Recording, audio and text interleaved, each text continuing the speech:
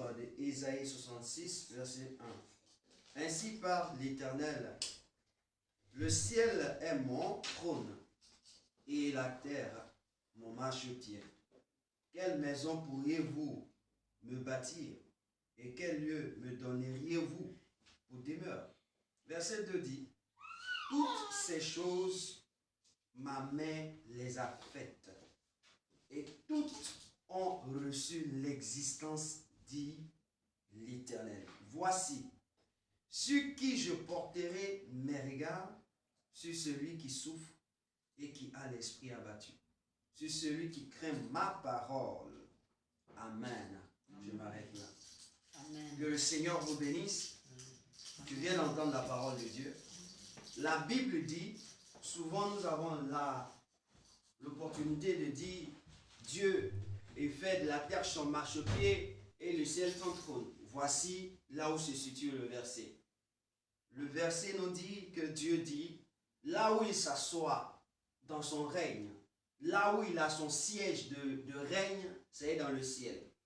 Et là où son pied passe, quand il se lève de son trône, c'est sur la terre. Amen. Amen. Donc nous pouvons dire que Dieu, quand il est assis, il est dans le ciel. Amen. Amen. Mais quand Dieu est en train de marcher, il est sur la terre. Et donc toutefois, Dieu existe. La terre a une existence. Amen. Toutefois, Dieu nous permet de vivre. Nous devons aussi rendre gloire à notre Dieu. Ce matin, je veux que tu ouvres ton cœur, tu disposes ton esprit et tu dises au Seigneur merci parce que tu as dit toutes ces choses, ma main les a faites et tous ont reçu l'existence, dit l'Éternel. Tu existes à partir de Dieu et tu vis à cause de Dieu. Alors ce matin, rends gloire au Seigneur, rends gloire à Dieu, dis merci à l'Éternel, dis merci à ton Dieu de ton existence parce qu'il t'a fait à partir de ses mains, il t'a créé à partir de ses mains. Dis-lui merci ce matin. Ouvrons ensemble la bouche et bénissons notre Dieu. Merci mon Dieu, merci mon roi. Merci Jésus de Nazareth. Merci roi des rois, merci pour la vie, pour la santé. Merci pour la force, merci pour l'existence, Seigneur. Seigneur, aucun homme ne t'a donné des conseils pour que tu puisses créer l'humanité. Tu puisses créer ma personne, tu puisses créer la terre, tu puisses créer cet environnement dans lequel je suis. Seigneur, tu l'as fait de ton propre gré. Et Seigneur, je veux te dire merci ce matin pour la vie, pour la force, pour l'existence. Seigneur, pour le mouvement que tu m'accordes. Je veux te rendre toute la gloire. Je veux te dire merci mon Dieu. Je veux bénir ton nom. Je veux célébrer ton nom. La Bible me dit que tu dis que tu as créé toutes choses à partir de ta main, Seigneur. Tu as fait toutes choses, éternel mon Dieu. Et ce matin, je tiens à te glorifier.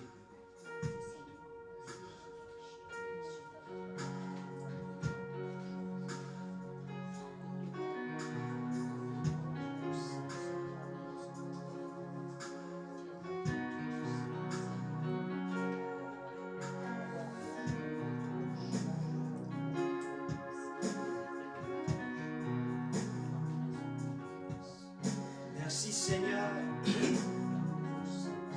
Merci Jésus-Christ.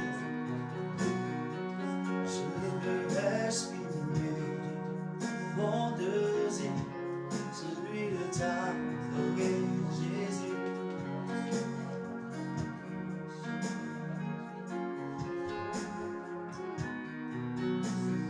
Je veux exprimer mon désir, celui de t'adorer, Seigneur.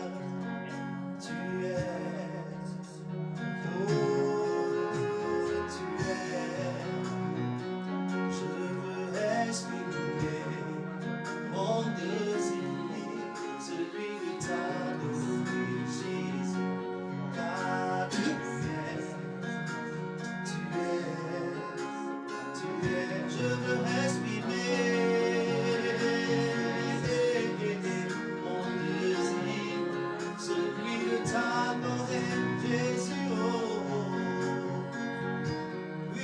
exprime ton désir de l'adorer ce matin. Je veux exprimer mon désir, celui de t'adorer, Jésus. Oh, oh, oh. Je veux exprimer mon désir, celui de t'adorer, Jésus, car tu es, oh oui, car mon étendard, tu es, car mon étendard, oh oui, car mon étendard, tu es, car mon étendard, je dis car mon étendard, car mon étendard, oh oui, car mon étendard, tu es, car mon étendard, tu es, car mon étendard, tu es, car mon étendard, tu es, oh oui, car mon étendard, tu es, car mon étendard.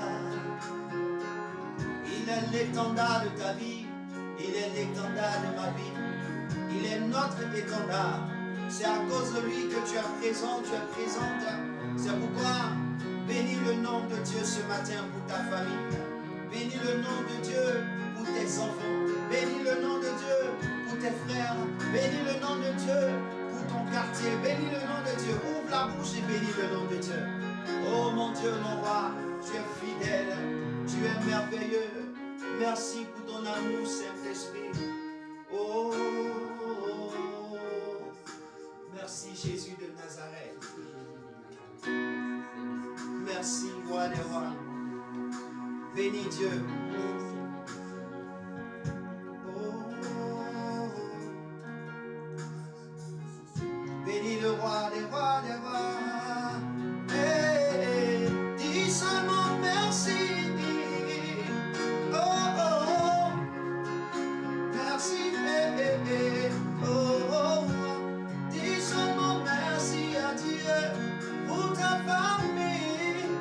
Merci pour tes amis. Merci pour tes frères.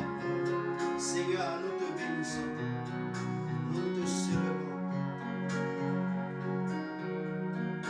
Merci Seigneur. Merci mon Dieu.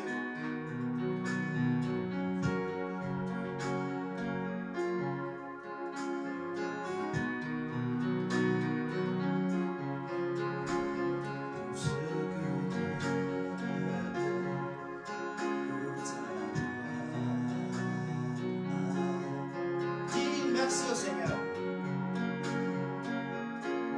Dis merci au Seigneur. Dis merci au Seigneur pour ce culte d'adoration que dans lequel tu te trouves. Bénis le nom de Dieu pour ce culte. Bénis ce rassemblement. Bénis le nom de Dieu pour ce rassemblement.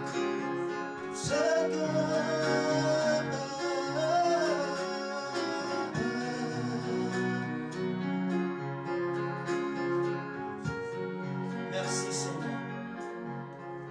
Merci Jésus.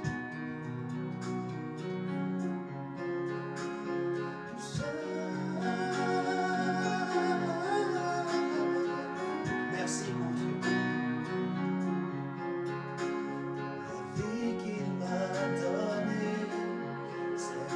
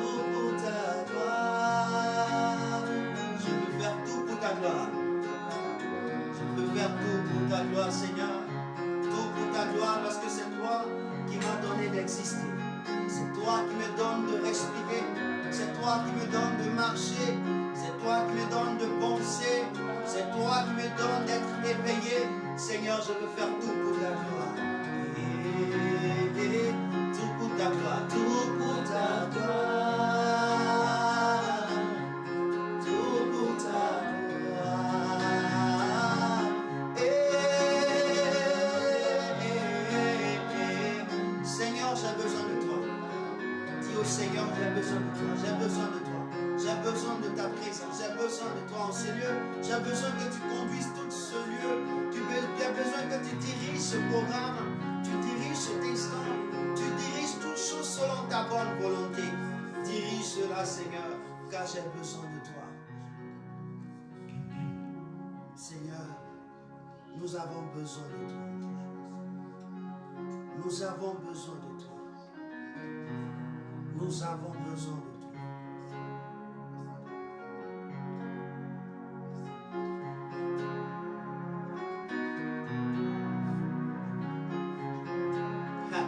Nous avons besoin de toi, Jésus, oh, viens. Nous avons besoin de toi, Jésus, oh, viens.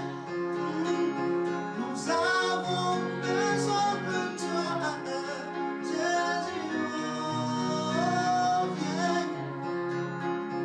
Nous avons besoin de toi, Jésus, oh, viens maintenant, viens dans ma vie, oh, viens en ce lieu maintenant, viens dans ma vie, oh, viens en ce lieu maintenant, viens dans ma vie, oh, viens en ce lieu.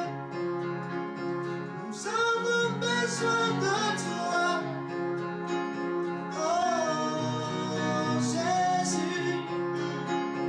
Nous avons besoin de toi, oh, viens, oh Jésus. Nous avons besoin de toi, viens, oh Jésus. Viens maintenant en ce lieu, oh, viens maintenant en ce lieu, oh. Merci Jésus, prends le contrôle, car c'est toi ce qui nous comptons. C'est toi ce qui nous comptons, c'est toi que nous regardons, Seigneur. Nous avons besoin de ta présence. Nous avons besoin de toi. Seigneur, merci.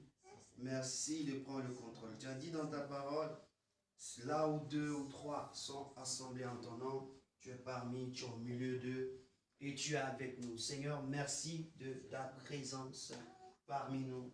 Merci de ta présence. Merci de ton esprit que tu rends possible et favorable.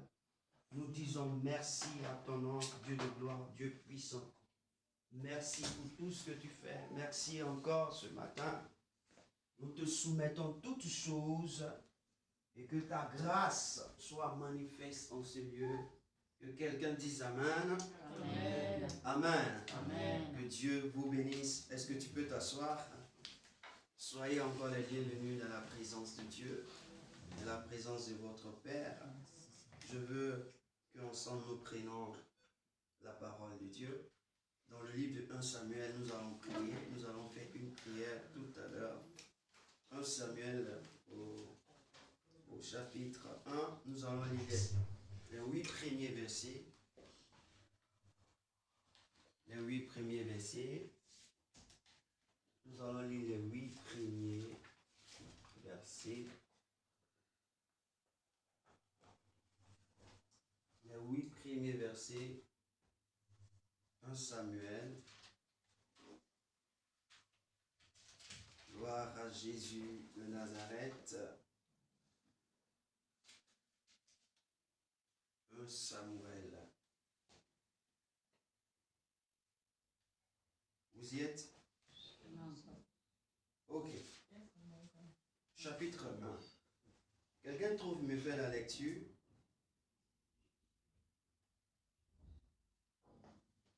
Samuel, le chapitre 1, verset 1, au verset 8. Oui. Il est écrit, il y avait un homme de Ramathaïm, Sophim, de la montagne d'Éphraïm, nommé Elkanah, fils de Joroam, fils d'Eliu, fils de Tou, fils de Touf, Éphratien.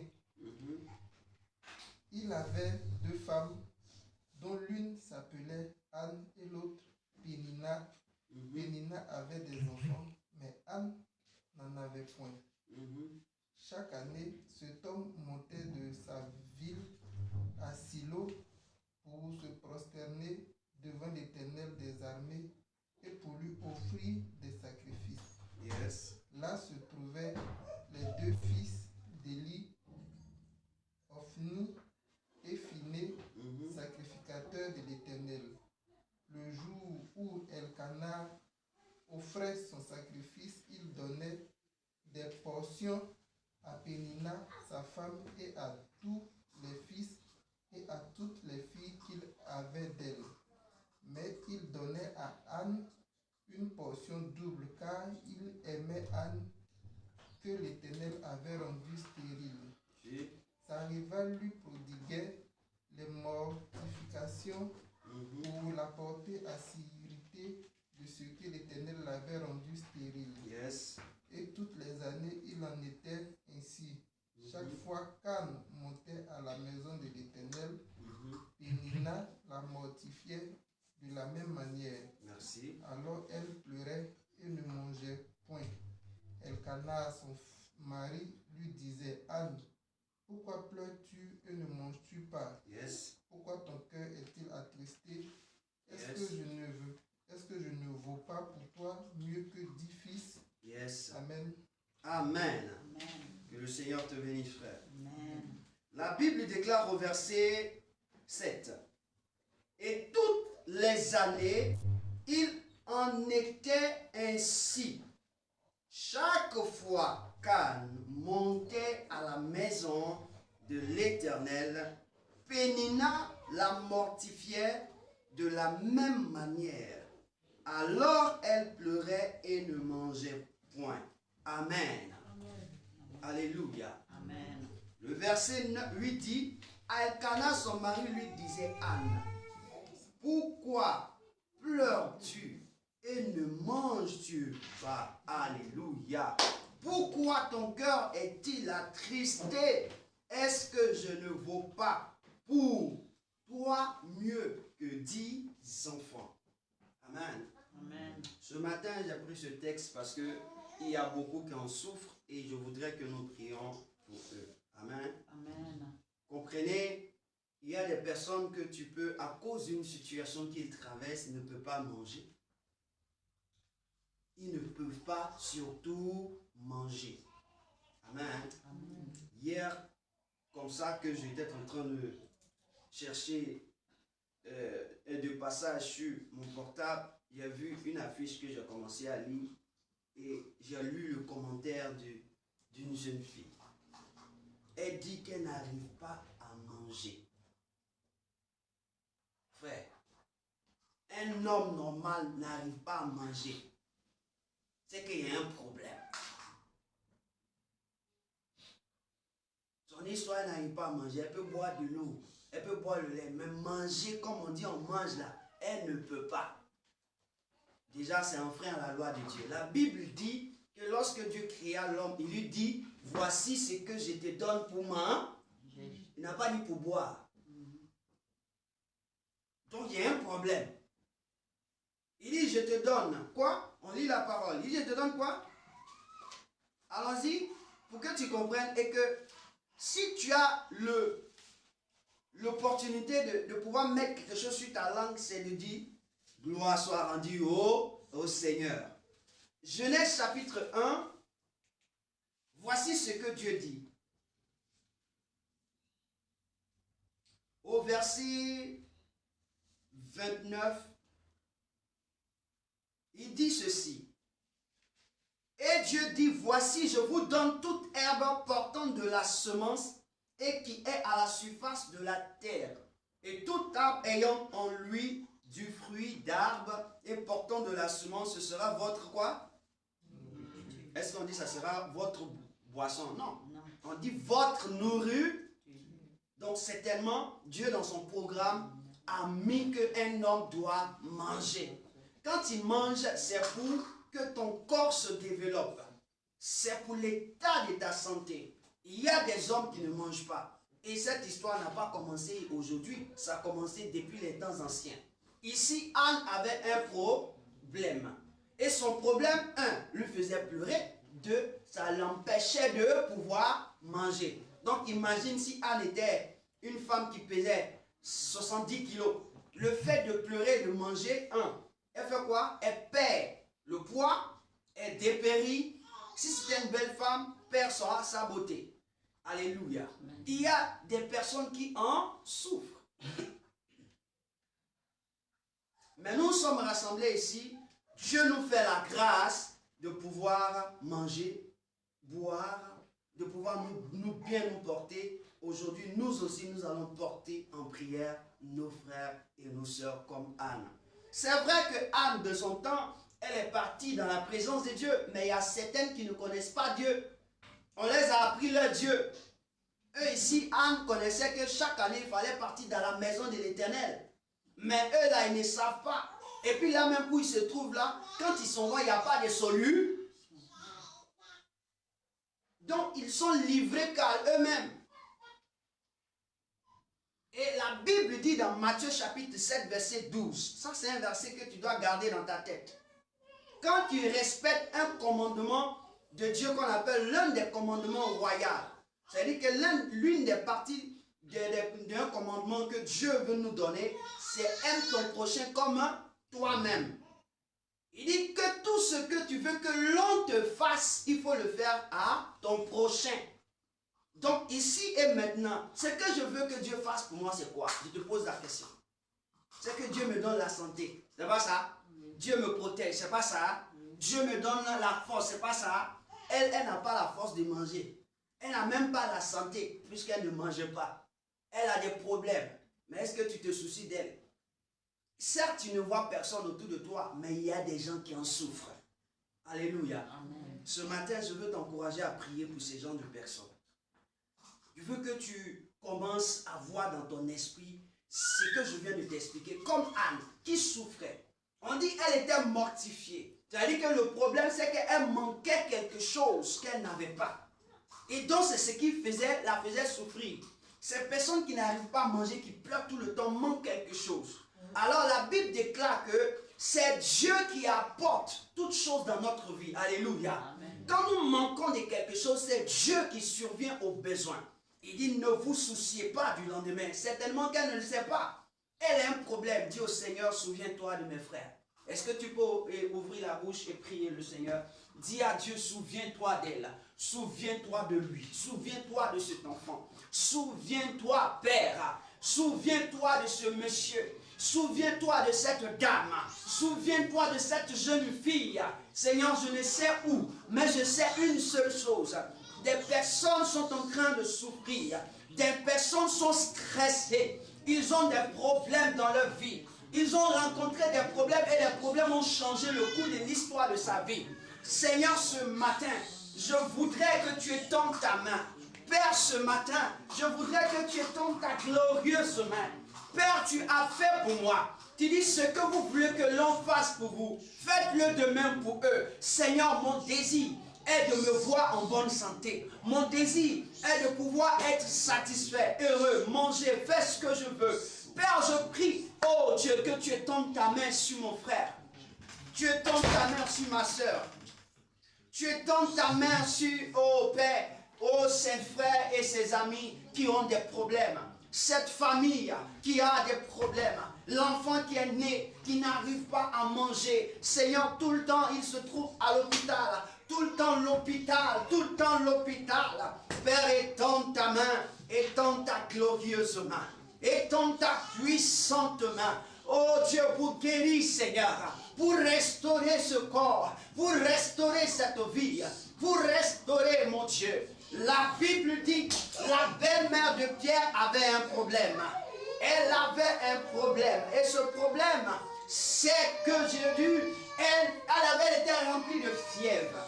Seigneur, nous prions que cette maladie que tu as guérie en son temps, Seigneur, que tu guérisses aussi ses frères, tu guérisses ses sœurs, tu guérisses ses enfants, tu guérisses ces personnes. Parce que la Bible déclare que lorsque tu entras dans la maison de la belle-mère de Pierre, tu t'es penché sur elle. Ce matin, nous voulons que tu te penches sur nos frères. Tu te penches sur eux, Seigneur. Nous ne savons en quel lieu qu'ils se trouvent. La personne qui est comme moi, qui est un homme comme moi, qui vit sur cette terre et qui en souffre, quelle que soit la distance, Seigneur, va et délivre-le. La Bible déclare que tu es venu sur la terre des hommes, il y a 2000 ans de cela, pour nous délivrer à la croix de Golgotha, pour nous sauver de cette maladie, pour nous sauver de l'anxiété, pour nous sauver de la souffrance, pour nous sauver de la misère, pour nous sauver du mépris. Seigneur, étends ta main et délivre ses frères, délivre ces hommes, délivre ces personnes. Seigneur, je prie, éternel mon Dieu, car je sais de quoi je parle ce matin. Anne souffrait, parce que certainement elle n'avait pas d'enfant. Il y a mes frères, ce n'est pas à cause d'enfants, mais certainement dans leur foyer, il y a des difficultés. Dans leur maison, ils en souffrent. Dans leur famille, ils ont des problèmes. Ils ne peuvent pas, ils ne savent pas comment y dormir. Père, je te prie de tendre ta glorieuse main. Étends ta main et guéris-les. Étends ta main, restaure-les. Seigneur, ils n'ont pas de médecin. Tu es le médecin par excellence. C'est toi qui as créé le corps humain. C'est toi qui as créé le corps humain. Tu sais ce qui a été déclenché dans le corps humain. Tu sais ce que le cerveau a déclenché. Tu sais la partie du cerveau qui commande le corps, afin de pouvoir ne pas donner l'appétit à une personne. Je déclare, oh Dieu, que tu restaures son cerveau, tu restaures son système nerveux, tu restaures son cœur, tu restaures ses pensées, au nom puissant de Jésus de Nazareth. Seigneur, merci, parce que tu guéris. Amen. Amen. Aujourd'hui encore, nous allons prier. Je voudrais que tu pries avec moi.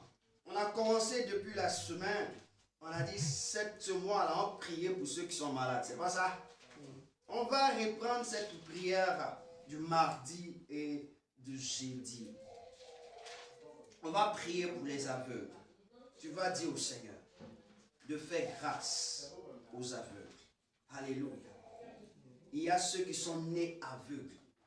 Ce n'est pas parce que papa a péché. Ce n'est pas parce que maman a péché. Ce n'est pas parce que lui-même il a fait des bêtises qu'il est né aveugle. Il est né aveugle parce que le Seigneur veut se glorifier. Nous allons dire au Seigneur, partout dans le monde, que Dieu se lève pour guérir les aveugles nés. Les aveugles nés, prie le Seigneur, prie le Seigneur, les aveugles nés. Dis au Seigneur, guéris les aveugles nés. Guéris les aveugles nés. Guéris les aveugles qui sont nés. Oh Seigneur, il y a des hommes qui sont sortis du sein maternel avec les yeux fermés, Seigneur. Ils n'arrivent pas à voir. Ils n'arrivent pas à voir comme moi je vois. Ils n'ont jamais vu depuis qu'ils sont nés. Seigneur, ces enfants n'ont rien fait. Les parents n'ont rien fait. Toi-même, tu me l'as dit dans ta parole, que c'est pour ta gloire. C'est pour que ton œuvre et ta gloire soient vues. Seigneur, je prie que ce matin, quiconque est sur la terre, qui est un aveugle né, là où les parents ou les hommes ou qui que ce soit n'a rien fait, Seigneur, je prie que tu guérisses cette personne. Tu dis les aveugles voient. Je prie que tu guérisses cette personne. Je prie que tu guérisses cette femme. Tu guérisses ce jeune homme. Tu guérisses cet enfant. Tu guérisses cette jeune fille. Ce monsieur, guéris-le. Je ne sais où il se trouve, mais il y en a. Seigneur, dans cette nation même, je me trouve. Guéris-les au nom de Jésus de Nazareth. Père, glorifie ton nom. Aujourd'hui, c'est le jour où nous commémorons encore la joie de la résurrection de Christ. Seigneur Dieu, tous les dimanches pour nous nous réjouissons de ce que Christ est né le troisième, il est ressuscité le troisième jour, c'est-à-dire le premier jour de la semaine que nous commémorons qui est dimanche. Nous déclarons que ta main puissante se manifeste et que la joie soit dans les familles, la joie soit dans les cœurs, que cet enfant qui ne voyait pas, qui marchait avec un bâton. Seigneur, laisse tomber le bâton et qu'il crie que je vois et qu'il confesse que je vois au nom de Jésus. Il y a plein de parents qui en souffrent, Père, parce que leur enfant ne voit pas, leur enfant ne voit pas, leur enfant n'arrive pas à se débrouiller. Ils sont tout le temps accrochés à leur enfant. Père, fais le miracle, interviens dans leur vie au nom de Jésus de Nazareth. Amen. Amen. Deuxième des choses, nous allons prier pour les aveugles. Oui, il y a des aveugles qui le sont devenus à cause des hommes. C'est-à-dire qu'eux-mêmes, ils n'ont rien fait. Ils ne savent pas qu'est-ce qui s'est passé. Mais à cause de la jalousie, à cause de ce qu'ils sont jolis, ils ont des grâces, on les a rendus aveugles. On est parti faire des incantations pour le rendre aveugle, pour qu'il ne puisse plus continuer, pour qu'on ne puisse plus parler de lui. Dis au Seigneur, souviens-toi de lui et guéris-le au nom de Jésus. Prie le Seigneur, prie le Seigneur, prie le Seigneur. Oui, Seigneur.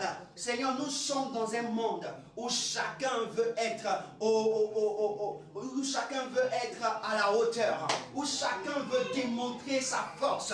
Et Dieu, comme tu l'as dit dans Michée, que l'homme se tapit, éternel mon Dieu, dans l'ombre à 18 heures. Il va sur sa couchette et il réfléchit comment est-ce qu'il va prendre le champ du voisin.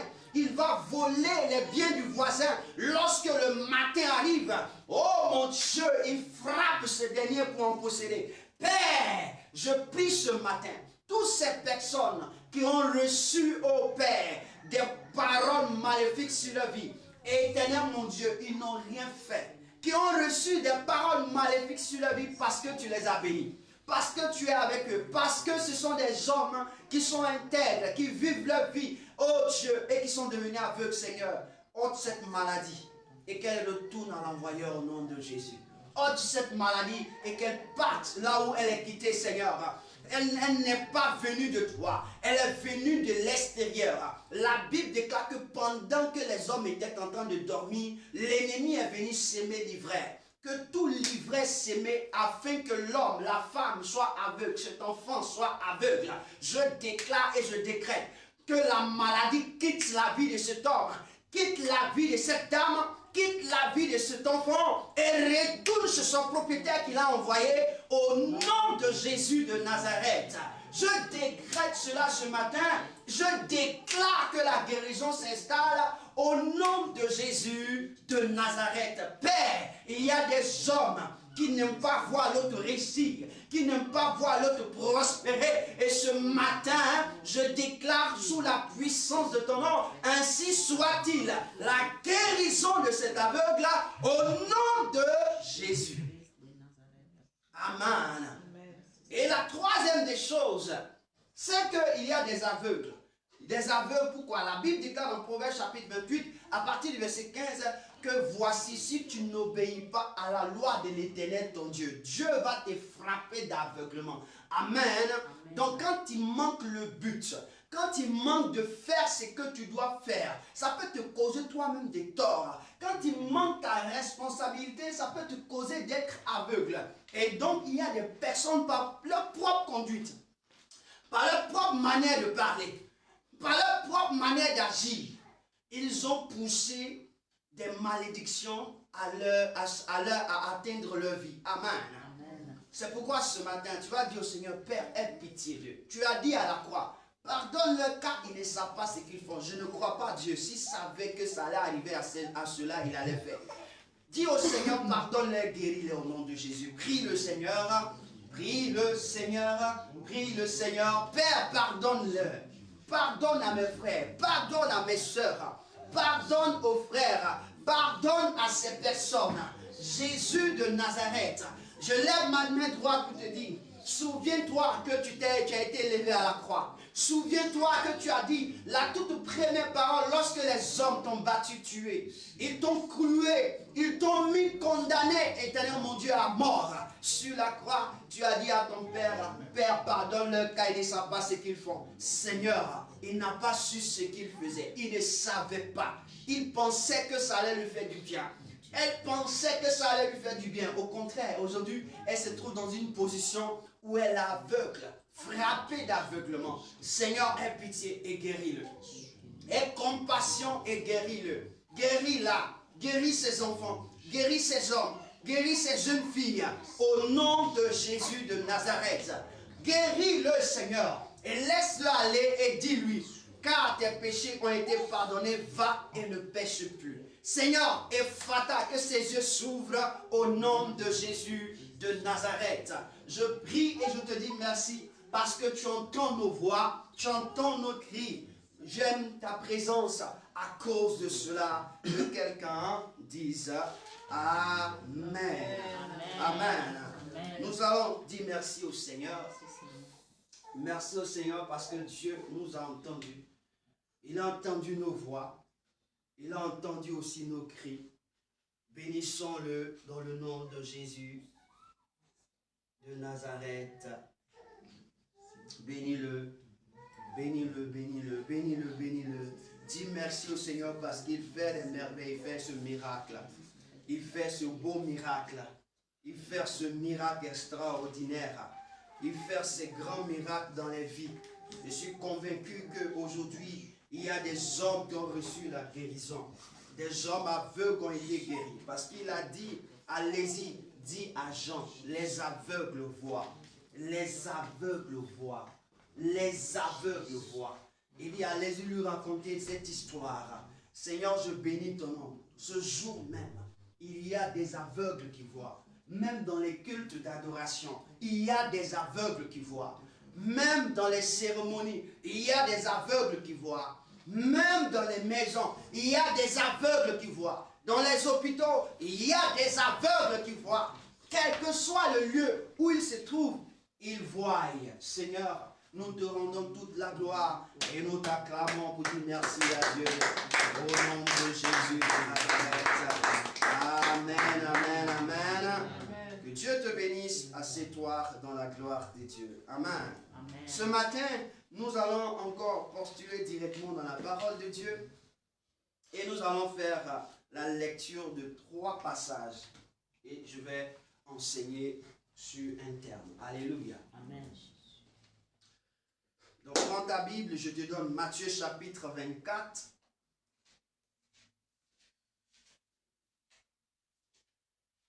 Je commence par la fin pour arriver au début. Amen.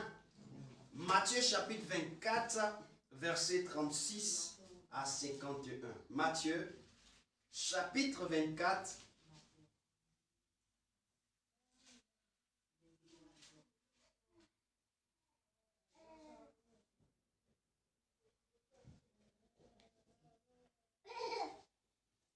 Matthieu chapitre 24, verset 36 à 51.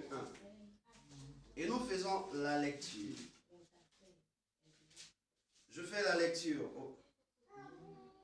Vous y êtes. Pour ce qui est du jour et de l'heure, personne ne le sait. Ni les anges dans les cieux, ni le Fils, mais le Père seul. Ce qui arrivera du temps du Noé arrivera de même à l'avènement du Fils de l'homme. Car dans les jours qui précédèrent le déluge, les hommes mangèrent et buvaient, se marièrent et marièrent leurs enfants, jusqu'au jour où Noé entra dans l'arche. Et ils ne se doutaient de rien jusqu'à ce que le déluge vint et les emporta tous. Il en sera de même à l'avènement du Fils de l'homme. Alors deux hommes qui seront dans un champ, l'un sera pris et l'autre laissé. De 2 femmes qui moudront à la meule, l'une sera prise et l'autre laissée. Veillez donc, puisque vous ne savez pas quel jour votre Seigneur viendra. Verset 43 dit, sachez-le bien, si le maître de la maison savait à quelle veille de la nuit le voleur doit venir, il veillerait et ne laisserait pas percer sa maison. C'est pourquoi vous aussi, tenez-vous prêts, car le Fils de l'homme viendra à l'heure où vous n'y Enserrez pas. Quel est donc le serviteur fidèle et prudent que son maître a établi sur ses gens pour leur donner la nourriture au temps favorable? Heureux ce serviteur que son maître, à son arrivée, trouvera faisant ainsi. Je vous le dis, en vérité, il l'établira sur tous ses biens. Mais si c'est un méchant serviteur qui dise en lui-même, mon maître tarde à venir, s'il se met à battre ses compagnons, s'il mange et boit avec les ivrognes, le maître de ce serviteur viendra le jour où il ne s'y attend pas et à l'heure qu'il ne connaît pas. Il le mettra en pièces et lui donnera sa part avec les hypocrites. C'est là qu'il y aura des pleurs et des grincements de dents. Parole du Seigneur. Amen. On va lire Proverbes chapitre 29, verset 18. La fin de toute chose vaut mieux que son commencement. Donc j'ai commencé par la fin et je repars en Proverbe. Chapitre 29, verset 18. Proverbe chapitre 29, verset 18.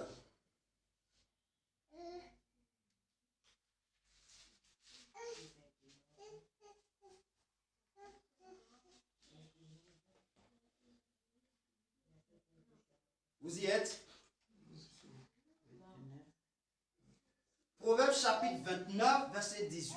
Il est écrit: quand il n'y a pas de révélation, le peuple est sans frein. L'heure heureux s'il observe la loi. Je réponds. Quand il n'y a pas de révélation, le peuple est sans frein. Heureux s'il observe la loi. Amen. Amen. Genèse chapitre 7, verset 1 à 5. Genèse chapitre 7, verset 1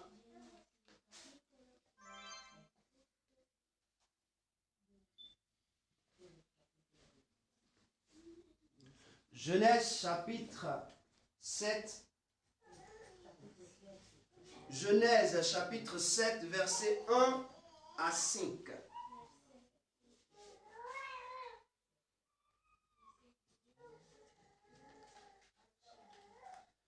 Et je lis la parole de Dieu. L'Éternel dit à Noé, entre dans l'arche, toi et toute ta maison, car je t'ai vu juste devant moi parmi cette génération. Tu prendras auprès de toi 7 couples de tous les animaux purs, le mâle et sa femelle. Une paire des animaux qui ne sont pas purs, le mâle et sa femelle. 7 couples aussi des oiseaux du ciel, mâle et femelle, afin de conserver leur race en vie sur la face de toute la terre. Car en 7 jours, et je ferai pleuvoir sur la terre 40 jours et 40 nuits, et j'exterminerai de la terre, de la face de la terre, tous les êtres que j'ai faits. Verset 5. Noé exécuta tout ce que l'Éternel lui avait ordonné. Amen. Acclame la parole de Dieu. Amen. Amen. Nous allons prier le Seigneur. Ô Seigneur, tu m'as séduit, c'est pourquoi je me donne à toi. Oh Seigneur, tu m'as séduit, c'est pourquoi je me donne à toi pour toujours. Pour toujours, je veux te suivre toute ma vie. Je veux te suivre pour toujours. Je veux te suivre toute ma vie. Toute ma vie, je veux te suivre pour toujours. Pour toujours. Je veux te suivre, Seigneur. Toute ma vie, je veux te suivre, Seigneur. Pour toujours. Seigneur, nous voulons te suivre parce que tu nous as séduits. Et nous voulons être comme toi, comme tu l'as dit dans ta parole. Nous ne pourrons pas arriver si toi, tu ne nous conduis pas. Ce qui me plaît chez toi, Dieu, mon roi, c'est que le jour où tu as décidé de me créer, de nous créer, nous n'étions pas là. Nous ne t'avons pas donné des conseils. De ton propre gré, tu nous as créés. Et tu as soufflé en nous un souffle de vie qui a fait de nous des êtres vivants.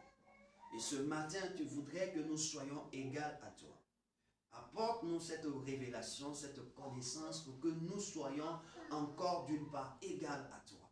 Afin que nos vies soient des vies qui puissent être agréables à toi, Jésus-Christ de Nazareth. Voici nos cœurs, tu les connais. Voici nos entendements, tu les sais. Ouvre nos entendements. Et que là où il y avait des pierres, ôte les pierres. Là où il y avait des cœurs de pierre, Seigneur, fais disparaître ces cœurs de pierre et pose dans notre poitrine les cœurs de chair. Seigneur, nous prions que cette parole puisse nous faire du bien, puisse changer quelque chose en nous, puisse transformer notre histoire. Au sortir d'ici, que nous soyons une génération nouvelle, une personnalité nouvelle, des hommes nouveaux pour la gloire de ton nom. Merci de nous parler. Merci parce que tu m'utilises comme un canal pour parler à tes enfants. Permets que je m'asseye dans l'assemblée, que toi tu nous prêches. Que toi tu te lèves et que moi je sois abaissé. Au nom de Jésus. Amen. Amen. Amen. Amen. Que Dieu vous bénisse. Ce matin, je veux parler de comment vivre heureux dans un couple. Amen. Amen. Comment vivre heureux dans un couple. Amen. Chaque fois que Dieu voudrait parler à son peuple, il faut qu'il se révèle à un de ses serviteurs. Alléluia. Amen. C'est pourquoi la Bible déclare que quelque part, que Dieu dit, il ne révèle pas quelque chose qu'il doit faire sans avoir parlé de cela à ses prophètes. Alléluia. Amen. Et donc quand vous allez voir dans la parole de Dieu, on nous parlera des prophètes depuis la Genèse jusqu'à l'Apocalypse. On nous parle des prophètes et la loi. Prophète et la loi. Prophète et la loi. Amen. Amen. Et donc, quand Dieu veut parler, il révèle à son prophète et son prophète est obligé de donner la pensée de Dieu pour que le peuple vive. On n'a jamais vu un peuple qui a été coordonné, plutôt un roi dirigé par une personnalité quelconque, mais toujours par un prophète. Alléluia. Amen. Quand vous allez regarder dans l'histoire de la parole de Dieu, David avait son prophète. Esaü avait son prophète. Amen. Amen. Même Salomon avait son prophète. Les différents juges qui ont été passés, ou bien les différents rois qui sont passés, avaient été conduits par un prophète. Pourquoi? Parce que c'est comme la personne qui est sur terre qui représente la bouche de Dieu pour révéler au temps précis ou au temps marqué ce qu'il faut faire. Sans lui, c'est impossible de savoir le cœur de Dieu. Alléluia. Le prophète est celui qui fait comprendre le cœur de Dieu. Et quand le prophète vient, il vient avec la parole de Dieu et il vient avec aussi la loi de Dieu. Alléluia. C'est pourquoi plus tard, vous allez voir qu'on va parler dans le Nouveau Testament les prophètes et les apôtres. On va parler d'apôtres et les prophètes parce que l'apôtre et les prophètes, c'est juste pour dire les prophètes et la loi. Amen. Et ce matin, comme je le dis souvent, je vous dis, que je ne terre pas un thème parce que je tombe dessus et je le fais. Je crois bien c'est mardi ou mercredi, j'étais au travail et j'étais en train de réfléchir sur quelque chose, paf, ça me vient dans l'esprit et je viens et je commence à écrire. Le premier truc qui vient dans mon esprit, comment vivre heureux dans un couple? Comment vivre heureux dans un couple? Ah, Seigneur, comment vivre heureux dans un couple? Amen. Hein? Et après ça, j'ai écrit d'autres choses. J'ai écrit d'autres programmes du 15 au 21 que plus tard je vous ferai savoir. Amen.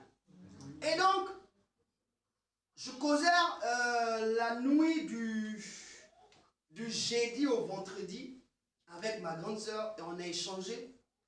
Je n'ai pas pu dormir. J'ai dormi à 3 heures quand je partais me reposer.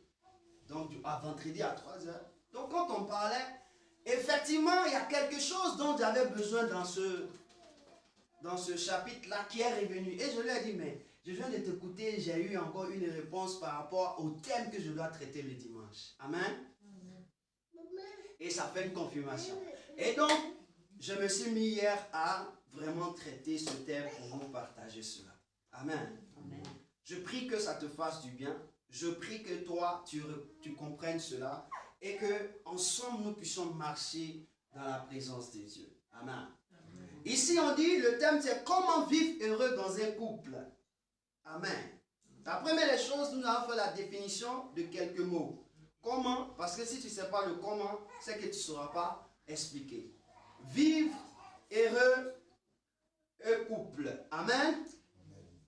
Donc, comment, c'est de quelle manière? Quand on dit comment ça va se faire, comment ça va se passer, comment est-ce que je peux arriver? C'est-à-dire de quelle manière ou par quel moyen? Est-ce que vous comprenez? Le moyen, c'est un chemin. La manière, c'est le fait de faire quelque chose. De la manière, ce que j'ai fait pour que ça puisse m'arriver. Amen. Amen.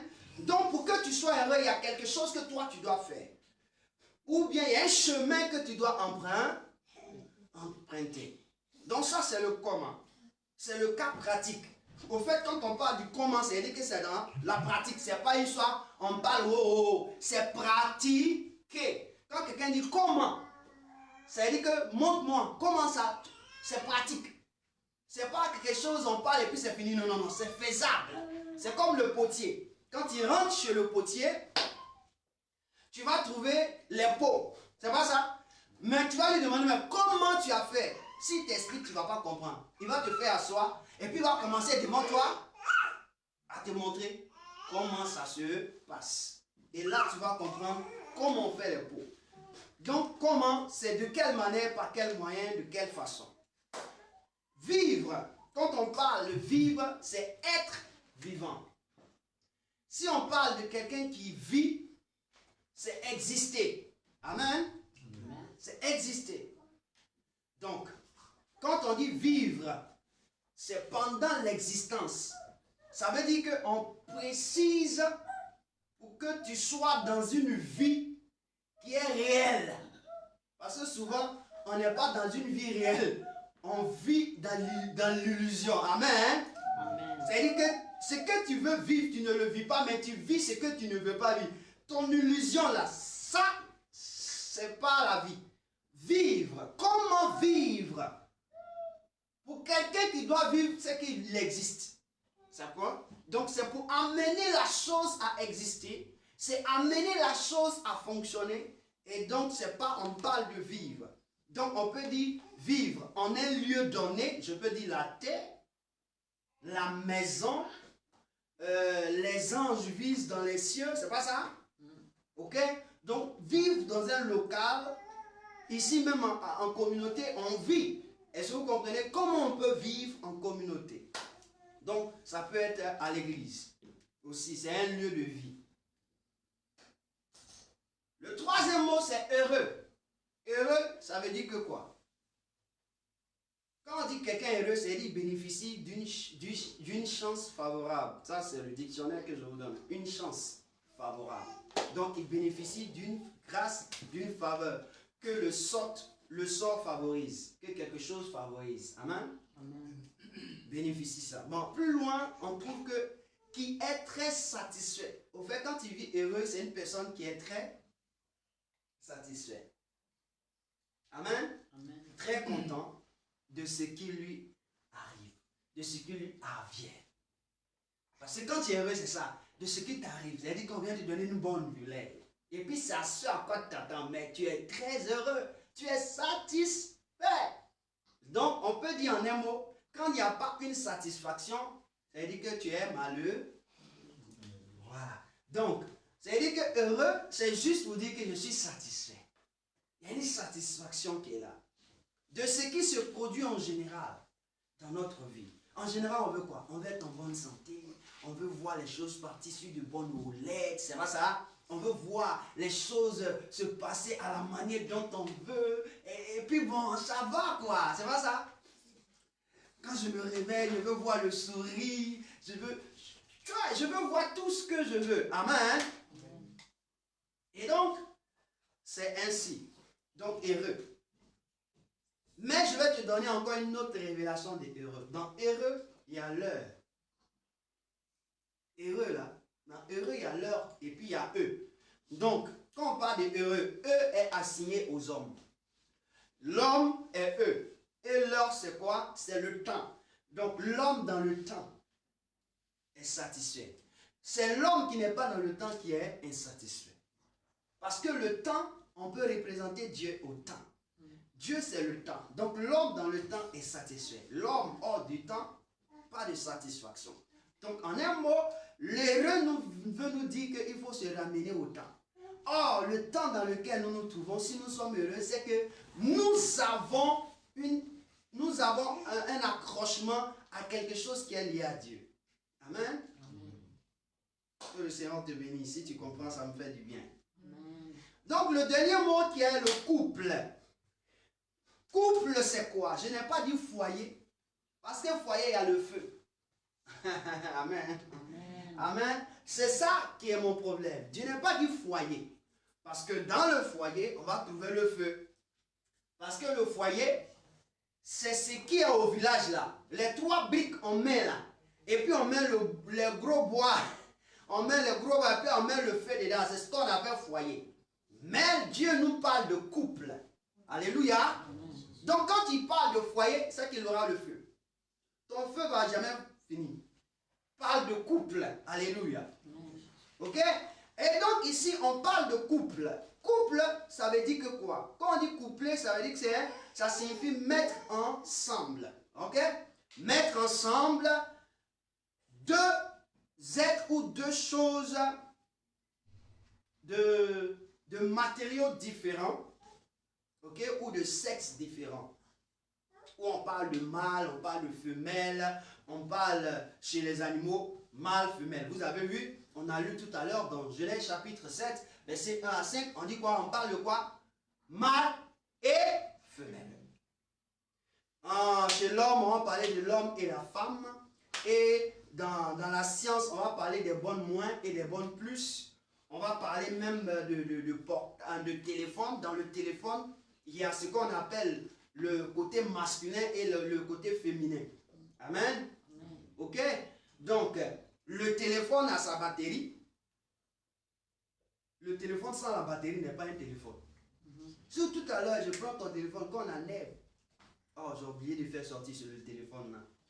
On enlève la batterie. Envoyez-moi un téléphone sans batterie. On enlève la batterie, ce n'est plus un téléphone. Parce que le téléphone, il est téléphone lorsqu'il fonctionne. Bon, s'il ne fonctionne pas, est-ce que c'est un téléphone? Non. C'est un jouet. Il devient jouet. Amen. Amen. Donc, je prends cet exemple, le stylo. Est-ce que vous voyez ce stylo-là? Ok? Je vais faire quoi? J'enlève, ça fait quoi? Ça, c'est quoi? C'est le capuchon ou la fermeture. La fermeture. Mais regardez encore. J'enlève. Qu'est-ce que j'ai fait encore? J'ai démonté. Tu as démonté. Ça, c'est le tube. Donc, le tube n'est pas égal à ça. Mais quand le tube à encre, on les met on les associe, ils deviennent comment? Voilà. Donc ici, le tube est le côté féminin. Et puis lui là, qui entre dans le tube, c'est le côté masculin. Donc il rentre dans le tube. Et lui aussi de son côté, il faut quoi? Le capuchon pour le fermer.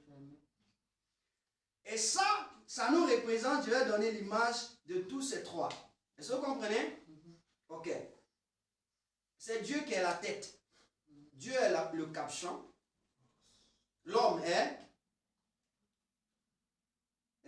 le tube à écran. Et puis ça, c'est la femme. Donc la femme reçoit l'homme. Dieu. Donc ça fait les trois identités de personnes. Amen. Est-ce que tu peux acclamer le Seigneur? Juste d'expliquer le couple. Donc ce qui nous arrive. Voyez-vous, je reprends. Totalement tout ce tube-là a été fermé par Dieu. Donc ce qui veut dire que de nous à Dieu, nous sommes un couple. Alléluia. Amen. C'est pourquoi Dieu va dire que vous êtes mes épouses. L'Église, mon épouse. Et lui, il est l'époux. Et donc, le jour où Jésus reviendra chercher son Église, au fait, il vient chercher sa femme. Or, nous faisons partie de l'Église. Toi et moi, nous sommes membres les uns les autres. Mais individuellement parlant aussi, nous sommes une Église. Une petite Église avec petit E. La grande Église, c'est avec eux. Donc, les mêmes lois qui fonctionnent entre Dieu et l'être humain fonctionnent aussi dans le couple entre la femme et l'homme. Amen. Amen. Et donc, si tu comprends ceci, c'est que tu ne voudrais pas te détourner de la parole de Dieu. Dieu dit l'homme est sa gloire. C'est pas ça? Si. Or que quand Dieu créa l'homme, on dit en lui était la femme. Donc, c'était la batterie de l'homme là, c'était en lui-même. Il a créé l'homme et puis il dit l'homme, tu es ma gloire. Mais après, il sort la femme de l'homme et puis il dit à l'homme, c'est ta gloire. Donc, en un mot, l'homme est sorti de Dieu et la femme est sortie de l'homme. Alors, c'est on se comprend. Donc, pour qu'un couple existe, il faut celui qui est le masculin et le féminin. C'est pas ça? Donc, on est d'accord? On est d'accord, non? Oui. Donc, je veux parler maintenant de quelque chose de très important. Quand on lit les trois textes, je vous ai fait lire trois textes. Quand on lit la Genèse, dans la Genèse, Dieu nous révèle. Et il nous informe comment l'homme peut préserver la race des animaux. En un mot, la race de l'homme. Parce que quand vous regardez, il dit à Noé, entre dans l'âge. Noé entre avec qui? 8 personnes. Ils sont 8 personnes qui entrent dans l'âge. 1 Pierre chapitre 3 verset 20. Là-bas, Pierre révèle les 8 personnes. Noé et sa femme. Noé avait 3 enfants. Dans Genèse chapitre... Quand on va dans Genèse chapitre 5 verset 32, on dit Noé âgé de 500 ans engendra Sem, Cham et Japheth. Donc Noé avait 3 enfants. Plus lui, Noé, ça fait 4 masculins. C'est pas ça? 4 masculins. Ok. Maintenant, quand nous lisons dans 1 Pierre chapitre 3 verset 20, là-bas Pierre révèle que dans l'arche, il y a 8 hommes qui étaient dedans. Donc s'il y a 8 hommes, donc il y a 4 masculins. Et les 4 autres, c'est qui? Ce sont des féminins. Amen. Donc Noé avait sa femme, avec laquelle il a fait les 3 enfants, donc ça fait déjà 5. Les 3 enfants ont leurs femmes qui étaient aussi dans l'arche. Donc Sem avec sa femme, Cham avec sa femme et Japheth avec sa femme. Donc ça fait au total les 8 personnes. Donc dans l'arche de l'Éternel, il n'y avait pas un nombre impair, il y avait un nombre pair de personnes dans l'arche.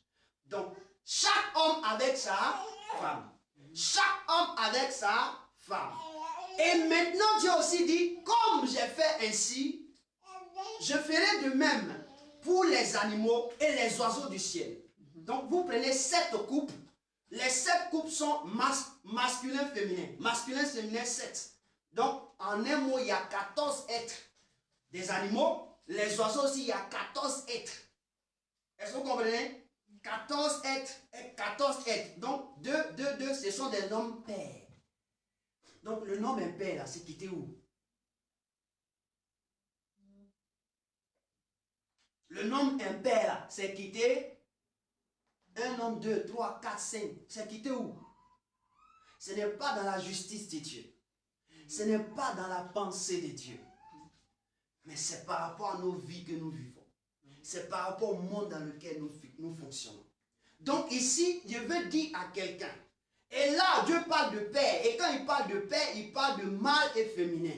Ce qui résulte que un homme et un homme n'ont aucun lien de mariage. On ne peut jamais et jamais et jamais et jamais les appeler un couple. Le couple n'est pas destiné à 2 êtres qui sont égaux. Le couple est destiné à 2 êtres qui sont contraires. C'est-à-dire féminin et masculin.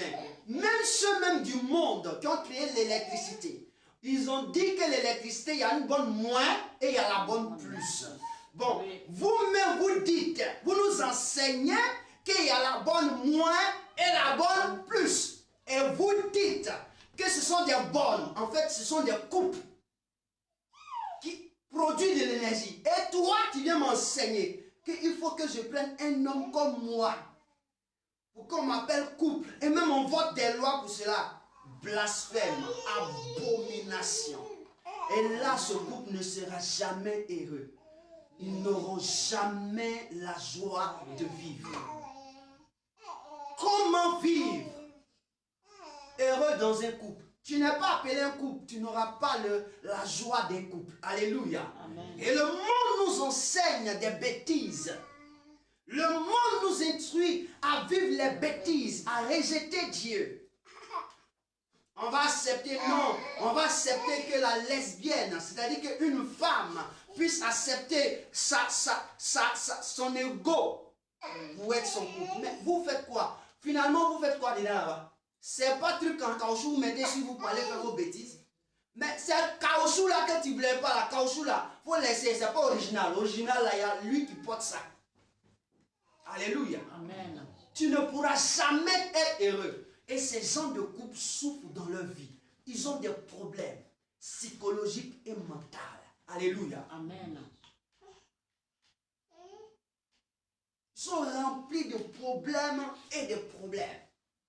Donc le couple que Dieu voit, quand Dieu dit un couple, là où on parle d'union, là où on parle de mariage, c'est le masculin et le féminin. Dans la maison même que toi-même tu dors, on dit une chambre. Qui rentre dans la chambre? Ce n'est pas un homme? Non, un homme. Je prends un homme seulement. Qui rentre dans la chambre? Ce n'est pas un homme? C'est un homme qui rentre dans la chambre. Parce qu'en vrai dit, la femme n'existe pas. En vrai dit, la femme existe en l'homme. Donc quand l'homme rentre dans la chambre, il est rentré où? Il est rentré dans le lieu de couplage. Là où il doit s'accoupler. Amen. Amen. On ne le voit plus. Amen. Amen. Donc ici, nous devons comprendre que le couple, c'est nous qui vivons la vérité en ayant un homme et une femme. Alléluia. Amen. L'expérience de la vie ne dit pas que c'est un couple. Alléluia. Amen. Ici, je poursuis. Ici, Dieu établit que c'est lui Dieu.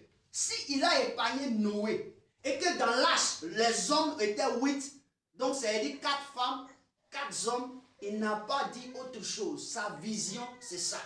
C'est pourquoi vous allez voir, Paul va conseiller que chacun ait sa femme et chaque femme ait son mari. Paul, il a vu ça, il a compris. Et les disciples ayant compris ça, ils ont dit, ah, ça sera dur pour nous. Hein. On voit trop de belles filles. Donc, ça sera dur pour l'homme pour pouvoir se marier. Hein. Amen. Amen. C'est ça la loi de Dieu. la justice de Dieu. Jésus vient chercher une seule église. Il ne vient pas chercher des églises. Jésus il vient chercher une seule église. Amen. Donc je pousse. Et donc ici, le Seigneur nous révèle cela. Donc il faut mettre ça dans ta tête pour toujours. Quand quelqu'un va se lever pour dire, c'est comme ça, Dieu, il faut dire mon ami, au départ, Dieu a sauvé combien d'hommes? Il a dit, Noé était juste. Et les hommes qui étaient dans l'arche, ils étaient combien? Les animaux que Dieu a mis dans les étaient combien? Si Dieu lui-même qui nous a créés a mis les animaux et les hommes dans l'arche pour les sauver, pour sauver. S'il voulait sauver les impairs, il allait les sauver. Mais il a sauvé les pères. Donc quand on dit père, il y a gauche, il y a droite. C'est pas ça? Voilà. Mais la gauche là, il y a une partie c'est moins, il y a une partie c'est plus. Il faut bien regarder tes chaussures. Il faut bien regarder ton pied aussi. Oui, c'est vrai. Alléluia. Amen. Regarde tes chaussures, regarde tes pieds. On a l'impression que c'est la même chose. Mais il y a une très petite différence. Ok? Donc, je poursuis. Le deuxième passage dans Proverbes chapitre 29, verset 10, c'est une concordance. Là-bas, Dieu dit quoi? Pour qu'un homme ne vive pas heureux dans son foyer, non, dans son couple, parce que là, foyer, on ne peut pas vivre heureux, il y a toujours feu. Dans son couple, qu'est-ce qui se passe? C'est parce qu'il n'a pas la révélation. Ici, Dieu nous dit quoi? Dieu nous montre la voie à suivre pour être heureux en tant que peuple ou un peuple ou pour couple. Alléluia. Donc Dieu fait quoi? Dieu, ici dans Proverbe 29, 18, il dit, un peuple sans révélation est un peuple sans frein. Pour que tu sois un peuple, il faut quoi? Pour qu'il y ait un peuple, il faut quoi? Hein? Il faut qu'il y ait révélation. Pour qu'un peuple existe, on parle de qui? Pour qu'un peuple existe, pourquoi on parle de peuple? Pourquoi on parle de peuple, il faut quoi? Il faut Dieu. Non, non. Il faut plusieurs personnes. Pourquoi il y a plusieurs personnes, il faut quoi? Oh, il faut un couple. Au fait, ici, quand Dieu parle de peuple, il parle du couple. Parce que sans couple, il n'y a pas de peuple. Mon ami, si moi je suis fesse dure comme le mur, nous deux on vit dans la même maison, il y a quel peuple qui va en sortir? Personne ne sortira. Il y a quelle nation qui va naître? Si toi, tes fesses qui sont moelleux comme le fauteuil, vous deux vous associez, vous vivez dans une maison, il y a quel peuple qui va venir? Rien. Vous savez que Dieu il est très intelligent. Hein? Notre Dieu, il est très intelligent et sage. Donc quand il parle de peuple, il dit quand un peuple manque de révélation, au fait c'est un couple. Quand un couple manque de révélation, là, le couple est sans frein. C'est-à-dire que c'est une voiture qui n'a pas de frein, qui a une vitesse à 100 km/h. Donc il peut fracasser tout ce qui est devant lui. Alléluia. Amen. Donc quand il n'y a pas de frein, mon ami, tout peut se passer.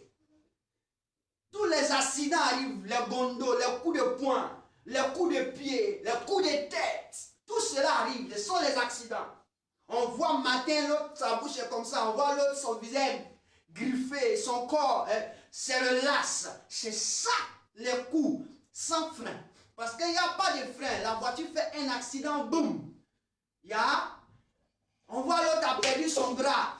On a cassé son bras. C'est à cause de ça. Donc aujourd'hui, quand vous voyez dans les foyers, ou dans les couples, excusez, dans les couples, ces gens de choses, c'est qu'ils n'ont pas de révélation. Or, la révélation, c'est quoi? C'est ce que la Bible dit, heureux s'ils observent la loi. La révélation, c'est la loi. Quand il n'y a pas de loi dans un couple, il y a accident. Est-ce que vous comprenez? Un homme qui vit avec une femme sans loi dans la maison, il y a accident. Accident, il y a palabre, il y a dispute, il y a coup de poing, il y a coup de tête. Et puis le reste arrive. Alléluia. Amen. Et ça, bon, tu veux être élu comment? Puisque tu n'as pas de loi. Parce que la loi du mariage vous parle d'unicité. C'est-à-dire que on doit être un. Quand j'ai dit un, toi tu dis trois. Bon, où est notre un là? Quand j'ai dit 2000, toi tu as dit 1000. Où est notre un là? On ne peut pas vivre en paix. Et ceci aussi, le couple se transporte comment? Le couple se transporte aussi à l'église. Dans une communauté, on va trouver un couple. C'est à partir d'un couple qu'on parle de communauté. À partir d'un couple, on va parler d'assemblée. Donc, il faut voir partout où on parle de rassemblement, le couple.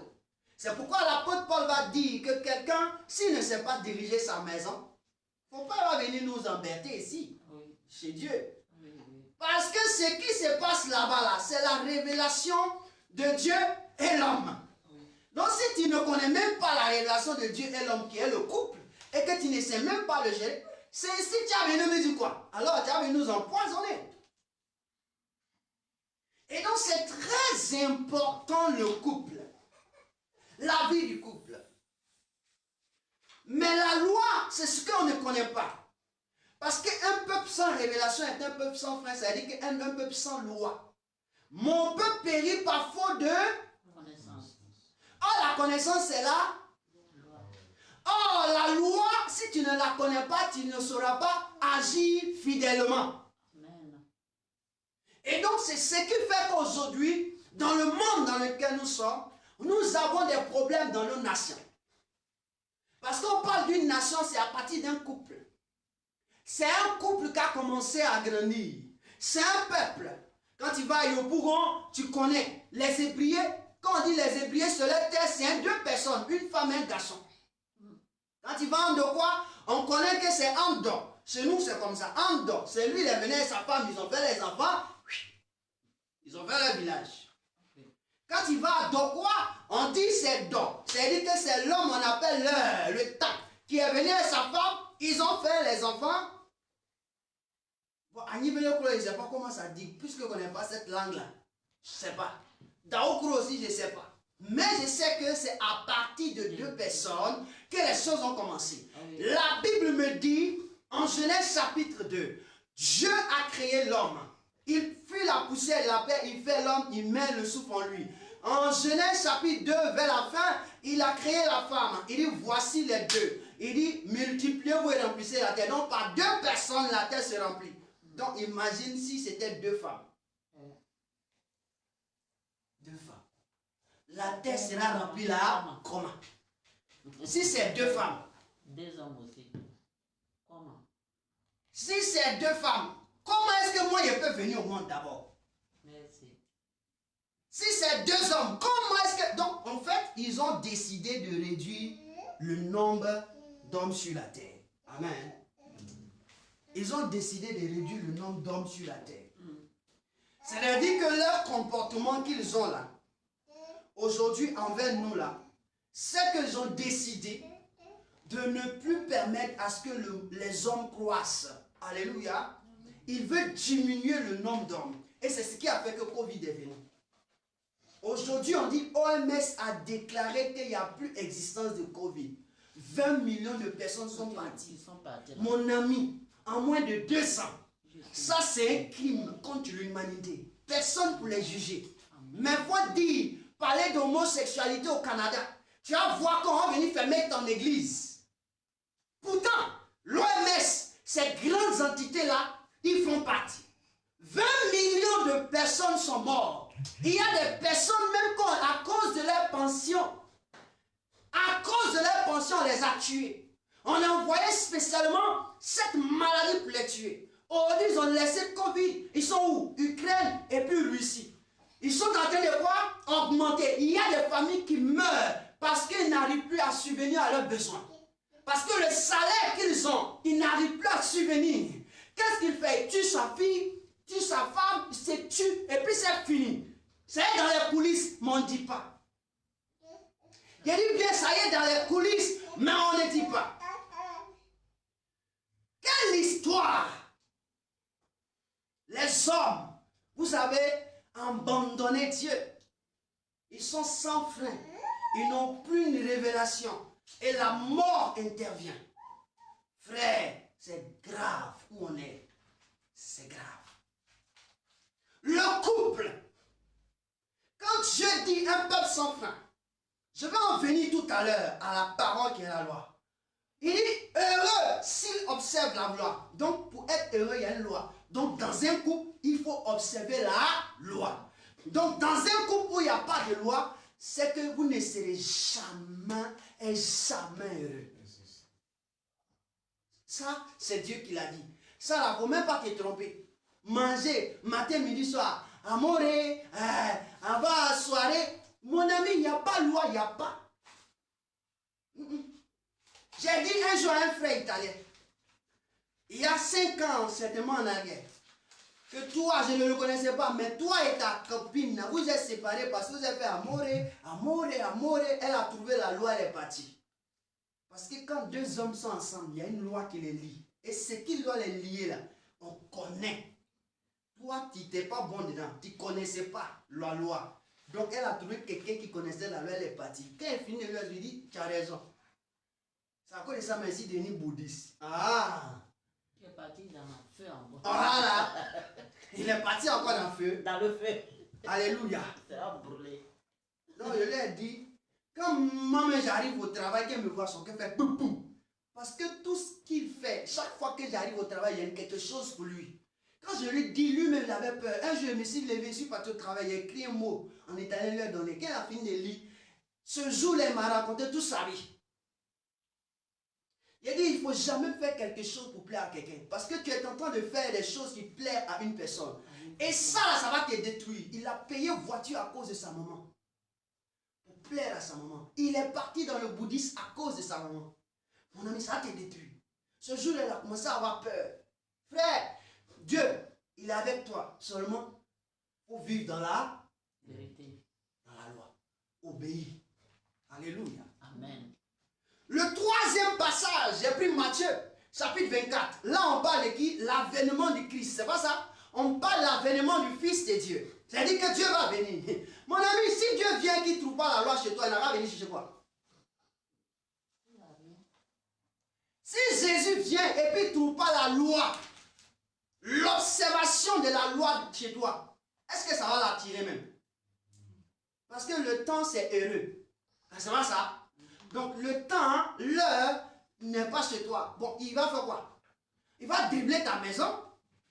C'est pourquoi il dit, est-ce qu'on pourra trouver un serviteur fidèle qui puisse gérer la maison et donner la nourriture convenable au temps qu'il faut? Et son maître viendra, il viendra le récompenser. Frère, quand vous lisez Matthieu chapitre 24, ici on parle de récompense. Il y a une récompense pour ceux qui vivent dans la loi, qui vivent selon la loi, qui obéissent la loi. Il y a une récompense. D'après quelqu'un, la loi là même veut dire quoi? Depuis là, quand nous donnons la loi, ça vient. Ben, ici, elle te dit c'est fini. Il faut comprendre. La loi, il dit, il sera de même. De quoi? Noé. Au temps de Noé, les hommes faisaient quoi? Se marier. Les hommes, parce qu'aujourd'hui, c'est se marier qui est la loi. Se marier n'est pas la loi. C'est avoir, c'est vivre dans le mariage là, qui est la loi. Amen. La loi, c'est quoi? On dit, ils se mariaient, ils mangeaient, ils mariaient leurs enfants, ils s'en foutaient, la vie était belle, tout était satisfaisant pour eux. Mais, on dit, ils étaient surpris de voir le déluge les détruire. Et Noé et sa famille ont été sauvés. Est-ce que tu veux que toi et ta famille, vous soyez sauvés? Tu veux être sauvé, toi et ta famille? Est-ce que tu veux être sauvé, toi et ta famille? Josué disait un jour, moi et ma famille, nous servirons l'Éternel. Est-ce que toi, tu veux que ta maison sert l'Éternel? Est-ce que toi, frère, tu dois dire quelque chose à Dieu dans le secret? Si tu veux que toi et ta maison, vous servez l'Éternel, vous observez la loi de Dieu, alors faites-le. Alors cherchez à connaître la loi que vous devez observer pour qu'on dise que vous êtes un peuple de révélation. David le prophète, le psalmiste pouvait dire, oui, Éternel, ta parole est pleine de révélations. C'est pas ça? Je vais chercher le passage pour ne pas paraphraser dans le psaume 119. C'est pas ça? Le psaume 119, verset 130. La révélation de tes paroles est claire. Elle donne de l'intelligence aux simples.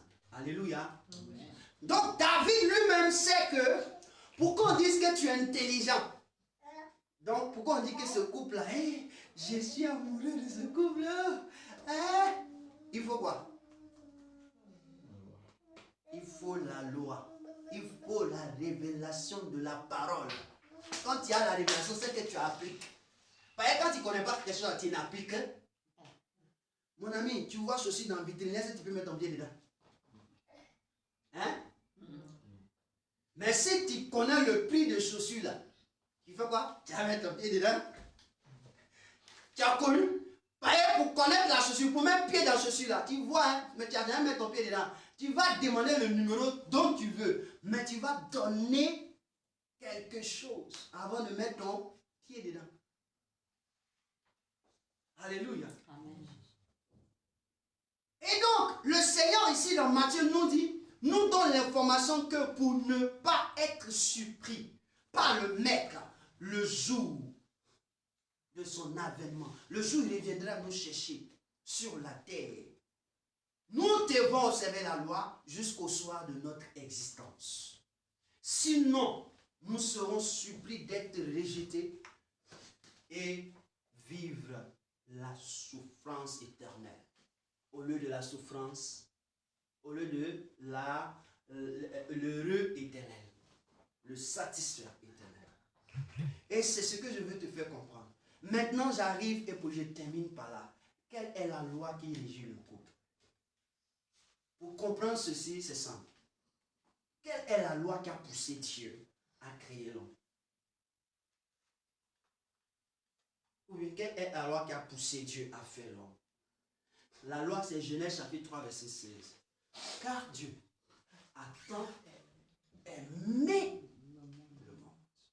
Le monde, je le remplace par qui? L'homme. Car Dieu a tant aimé l'homme. Et puis il a fait quoi? Qu'il a fait son fils unique. Au fait, le fils unique de Jésus, là, c'est par lui tout a été créé. Donc pour que le monde existe, il faut qu'il y ait de l'amour. C'est pourquoi Colossiens va dire, Christ, là, qui est l'empreinte de Dieu, là, c'est à cause de lui ou pour lui que nous avons été faits. C'est à partir de lui que nous existons. Et Jean va confirmer aussi, qui dit, la parole c'est qui? C'est Dieu. La parole était avec Dieu. Et c'est la parole qui s'est faite chair. Chair c'est qui? Jésus. Et c'est à partir de la parole, en elle était la vie et la vie était la lumière. Donc c'est Jésus en qui il a la vie. Donc c'est à cause de lui nous vivons. C'est à cause de nous nous existons. C'est pas ça? Donc, ce monsieur-là, quand Dieu n'a pas d'amour, ce monsieur ne pouvait pas venir pour qu'on puisse naître. Donc, la première loi qui régit un couple, Dieu sait qu'il est amour. Donc, quelles que soient tes bêtises que l'homme fait sur la terre, Dieu est amour. Oui. C'est pourquoi Dieu, on dit, mais Dieu, mais toi, le gars, il est mauvais, tue-le. C'est pas ça? C'est pas ça? Oui, c'est ça même. Il y a tous ces gars-là, ils prennent tout l'argent du monde, ils font tous les boycotts, mais est-ce que Dieu les regarde pas? Est-ce que Dieu les voit? Il les voit pas. Il les voit. Dieu les voit. Il est amour, il les aime. Il ne veut pas qu'ils périssent. Il les aime. Frère, l'amour supporte tout. Ah, 1 Corinthiens chapitre 13. Relis la Bible. Je veux te dire, si ton couple, ou tu te dis que tu es couplé, tu es avec quelqu'un, vous êtes unis, s'il faut que vous soyez heureux, l'homme qui est la personne qui représente Dieu dans le couple, il doit d'abord aimer. Alléluia. Chapitre combien? Quoi? 1 Corinthiens chapitre 13. L'homme représente Dieu. Éphésiens dit au chapitre 5 à partir du verset 22 jusqu'au verset 25. Quand vous lisez, la Bible déclare que femme, je laisse ça, mais on dit l'homme est quoi? Le chef de qui? De la femme, comme Christ est le chef de l'église. C'est pas ça? Donc le chef du couple, c'est qui? C'est l'homme. Et l'homme doit aimer. Il doit supporter. 1 Corinthiens chapitre 13, commence à lire et vivre dans ton couple avec ça. Je dis, va, ouvre 1 Corinthiens chapitre 13, lis 1 Corinthiens chapitre 13, verset 1 jusqu'à 4. C'est qui est écrit là-bas sur l'amour. On parle de la charité. Toi, l'homme, prends ça et mets-toi. Mets-toi. Chaque fois que tu marches, il faut vivre selon ça. Chaque fois que tu veux parler, il faut vivre selon ça. Chaque fois, selon ça. La Bible dit, le plus grand commandement, c'est quoi? Tu aimeras le Seigneur ton Dieu de tout ton cœur, de toute ta force, de toute ton âme. Et le second qui lui est semblable, ton prochain comme toi-même. Écoute-moi bien. Dieu s'aime lui-même. C'est à quoi il déploie son amour. Alléluia. Si tu aimes ton prochain, ça veut dire que toi-même tu t'aimes. Je suis en train de te parler de quelque chose. Parce qu'aujourd'hui on est sorti. On ne vit plus selon le principe. Ça c'est la loi royale. J'appelle ça la loi royale. Quand tu es un roi, tu vis dans une loi. Alléluia. Dieu est quoi au ciel et sur la terre?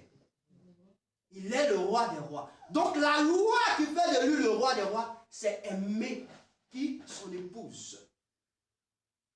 C'est quoi? Aimer. Maintenant, du côté de la femme, Dieu ne demande pas à la femme d'aimer son mari. Mais Dieu demande à la femme de faire quoi? Dieu demande, est-ce que Dieu nous demande de l'aimer? Dieu nous demande, je vous pose la question avant d'arriver sur un homme et une femme. Est-ce que Dieu nous demande de l'aimer? Je parle de l'homme et Dieu. Entre Dieu et l'homme là, est-ce que Dieu nous demande de l'aimer?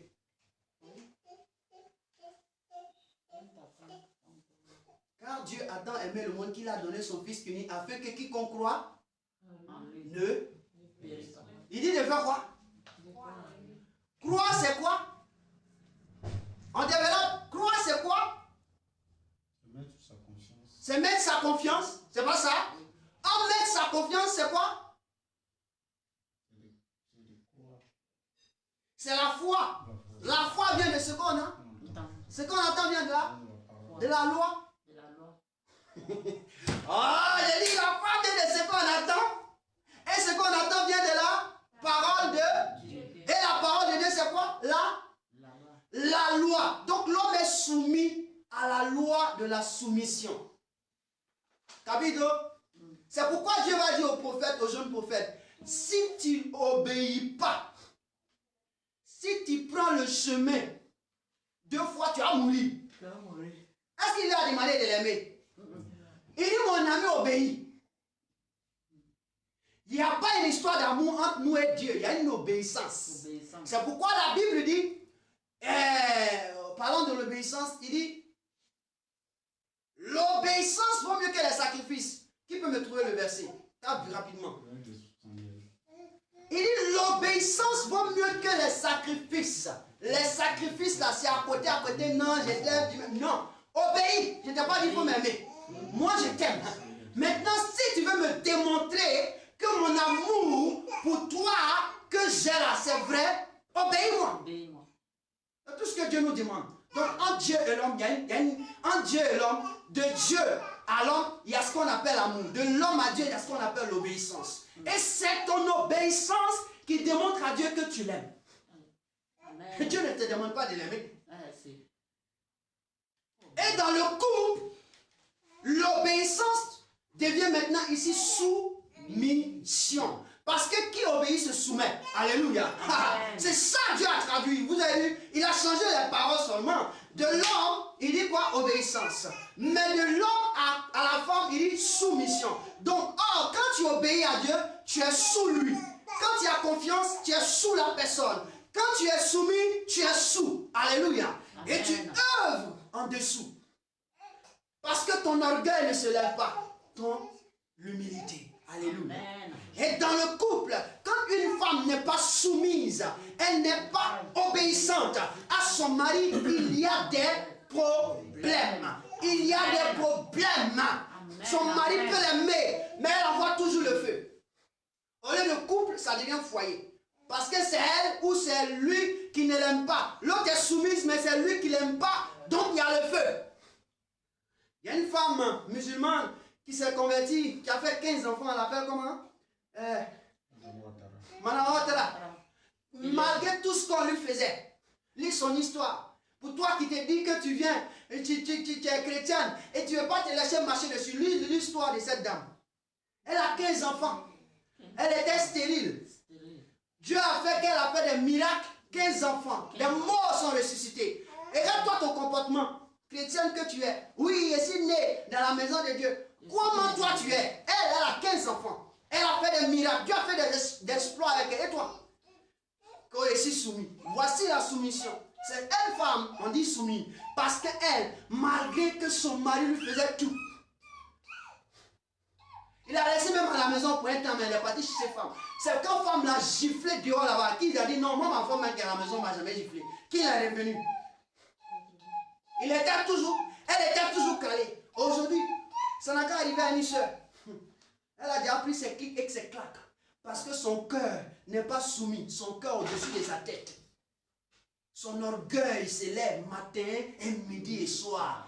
Parce que tu travailles, je travaille, donc on est même chose. Ou bien parce que c'est comme ça, on est même chose. Mon ami, ici, la loi spirituelle dit soumission. Et lit, toutefois, l'apôtre Paul parle dans la Bible, il se réfère toujours à la femme. Là où l'apôtre Paul parle de la femme, il a toujours évoqué la loi de la soumission. À compter d'aujourd'hui, ne lis plus l'apôtre Paul parlant de la femme sans sa loi. Parce que si tu comprends l'apôtre Paul à partir de sa loi, tu comprendras pourquoi il a dit certaines choses par rapport à la femme. Amen. Et si tu comprends, tu vas comprendre quelle est la mission de la femme dans l'église. Et tu comprendras quelle est la mission de la femme, ou plutôt le mari dans l'église.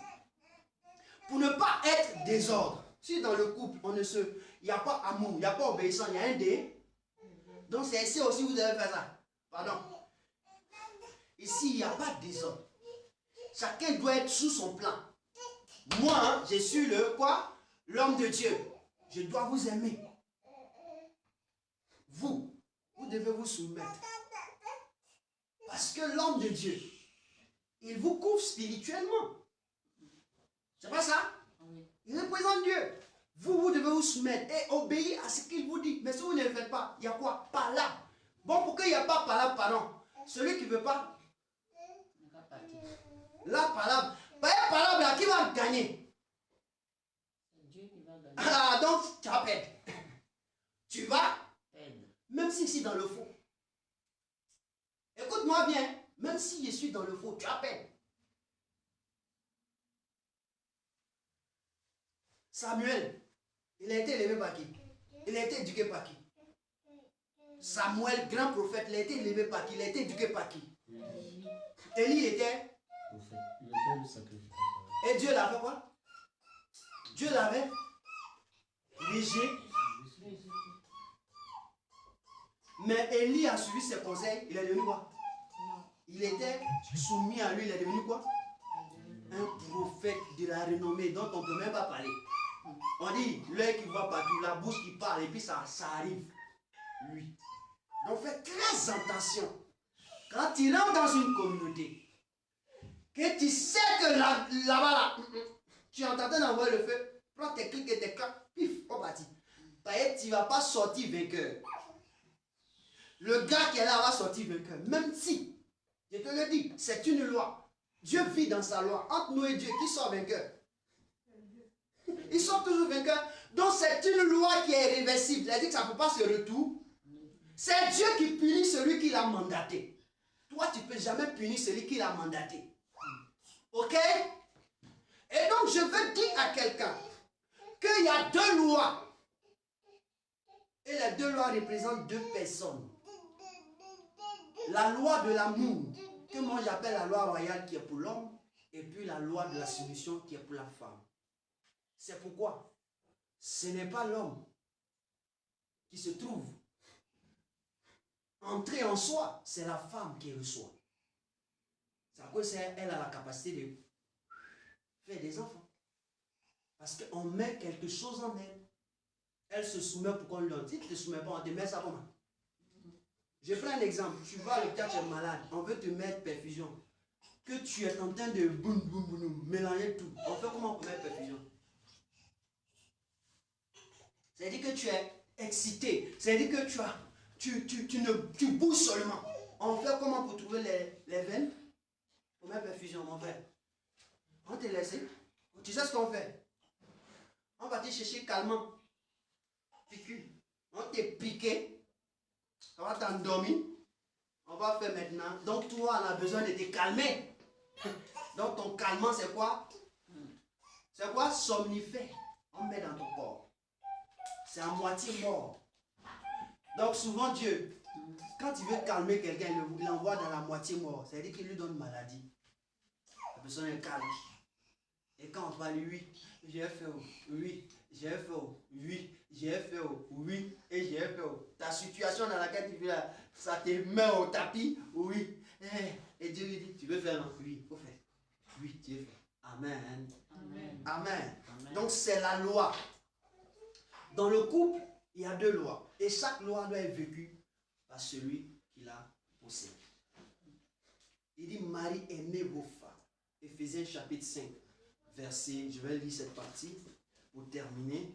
Il dit, Marie, aimez vos femmes comme Christ vous a aimé. Amen. Amen. Waouh, c'est merveilleux, c'est excellent.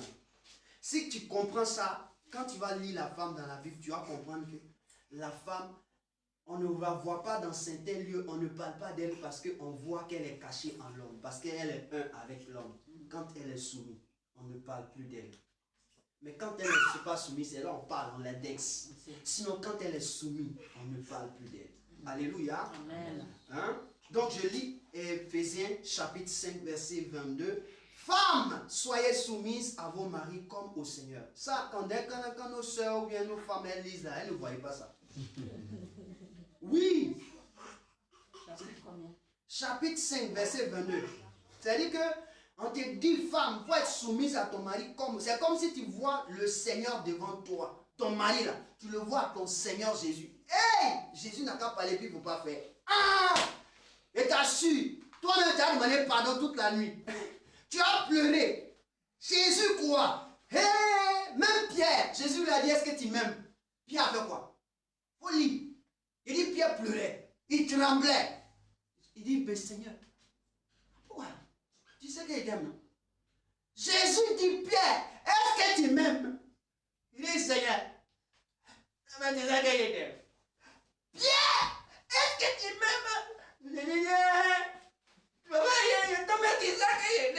Hein? Tu as pleuré? Oh, Jésus quoi? On dit Jésus est venu se présenter à Paul. Il s'appelait Saul de Tarse. Qu'est-ce qui s'est passé? Paul lit son histoire. Souvent vous ne savez pas ce qui vous arrive. Par rapport à ce que vous faites à votre mari, vos situations deviennent pénibles et difficultés. Vous ne savez pas. Vous pensez qu'on vous a maudit, il ne vous a pas maudit. Vous avez des problèmes, mais vous ne savez pas. Faites très attention à ces hommes-là. On dit comme au Seigneur. Donc, la Bible nous révèle que Dieu a décidé de faire de l'homme son égal sur terre. Dans un couple, Dieu est égal à l'homme. Ok? Je continue la parole. Il dit car le mari est le chef de la femme. Il précise comme Christ est le chef de l'église. Si nous qui obéissons à la parole de Dieu, nous ne pouvons pas obéir à l'église. Nous ne pouvons pas obéir à nos maris comme on veut obéir à Dieu. C'est que c'est plus la peine de faire couple là. C'est plus la peine. Laissons couple là. Parce que couple là, c'est la révélation entre Dieu et la femme. Et entre Dieu et l'homme. Amen. Amen. Laissons ça. Frère, il faut laisser couple là. Tu n'es pas encore prête. Tu seras surpris d'être étonné. Le jour où Jésus est venu, il va te laisser. On dit 2 hommes seront dans un même lit. On dit un sera pris et l'autre laissé. Est-ce que vous comprenez ça? 2 hommes. Quand on dit 2 hommes, on veut parler de qui? Dans un même lit. Ah, lisez bien. Là, quand on ne dit pas couple, là, les gens pensent que c'est masculin.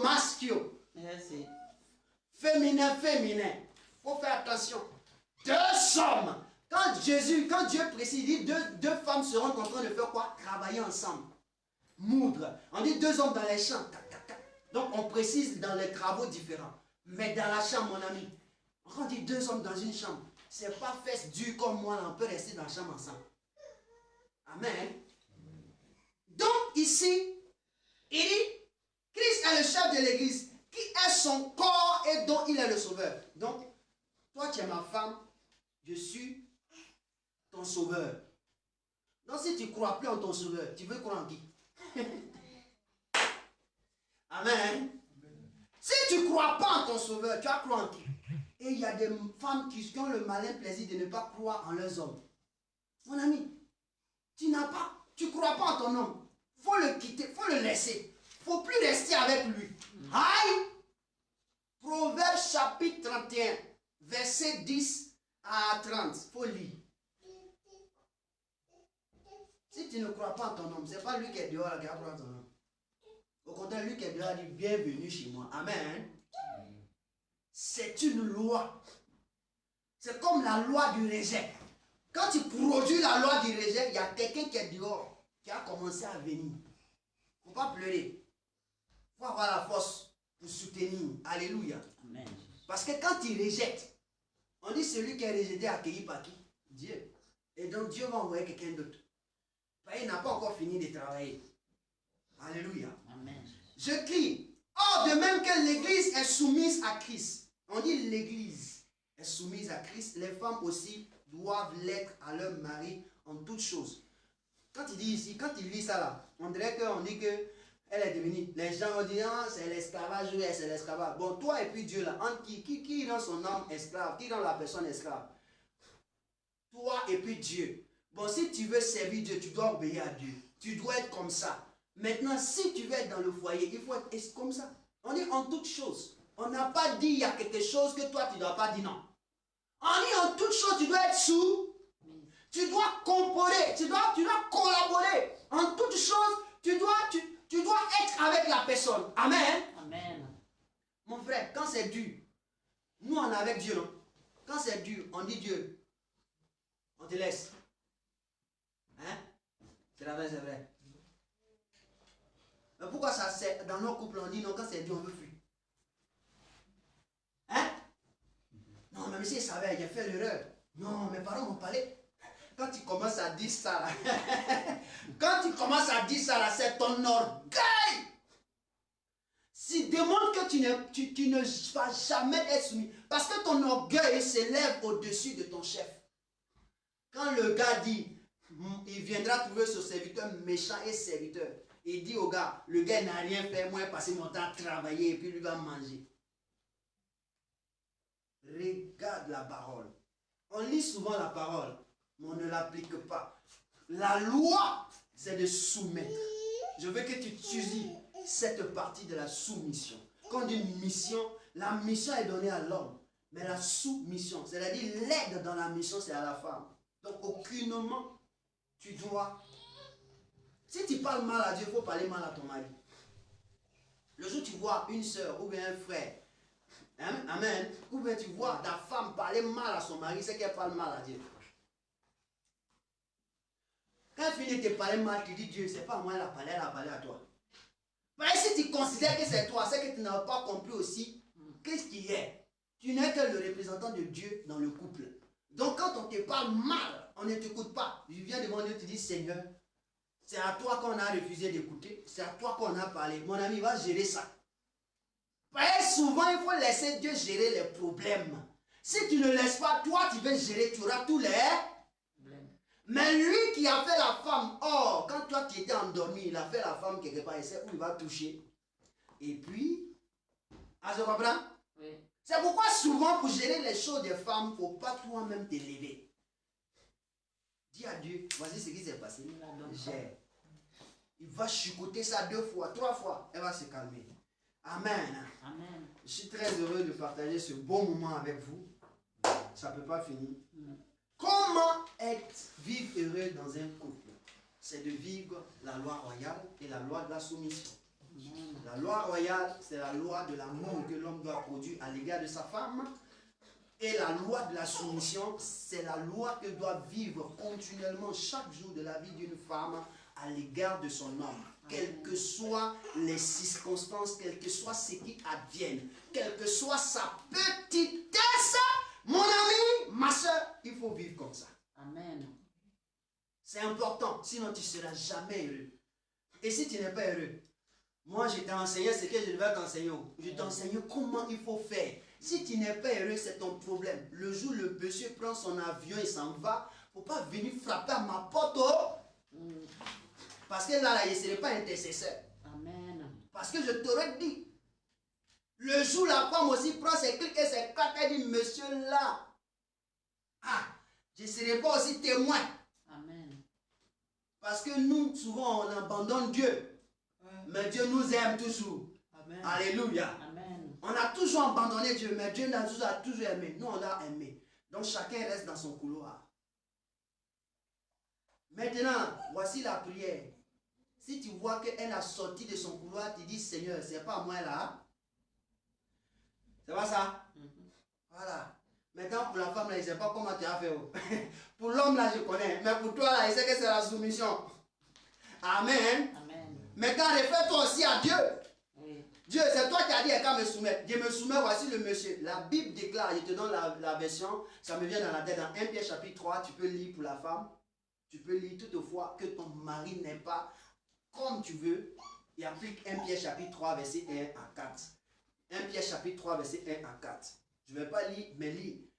Toutefois, ton mari sera dans un espace. 1 Pierre chapitre 3, verset 1 à 4. Il faut lire.